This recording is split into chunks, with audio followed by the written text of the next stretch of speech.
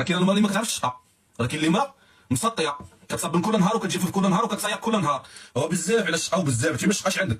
انت راه 50% ولا 60% ساكن في 60 متر، انت 60 متر وما عجبتي بها انت. انت واش 60 متر يوميا تهزي الشطابو وتهزي الشفاف والكراطه والصفاء يوميا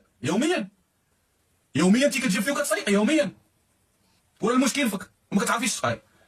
يوميا كتحكي في الطواليت تهزي واحد الصنداله زوقين براش يعرفوا فيها وحاشاك ويعرفوا واش ما مرض واش ما تعصبوني واش مريضه.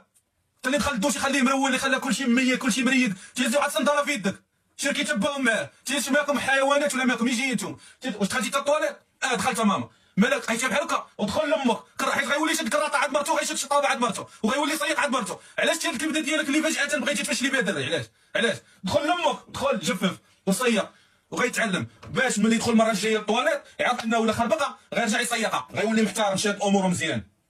انت لا انت غوتي واحد دي جدون عندي البراش وتخرجي ديري داكشي. الدري كيتعود على انك انت كتنبحي كتنبحي ماما راه هي ديال كتنبح صافي بشي بول النص في الكرسي والنص في الافابو غادي كيتسقطر هو ما عنده حتى عاد هادي وجيتي الله يهديك اختي ما تمرضينيش. هادشي اللي عيب نهضر فيه. كاين اللي ولد دابا كيقع في السادس في السابع وما كيعرفش يبول ويوميا تغوت ويوميا بابي جيني الله يمو ترجع الطواليطين عند جدو مزيان. انا مالهم كيمشيو كنديرو ديورنا كنوليو مواظبين. علاش ملي كيمشي عند مرتو كيولي هو باغي يصيق؟ علاش وجاوبوني علاش ولدي انا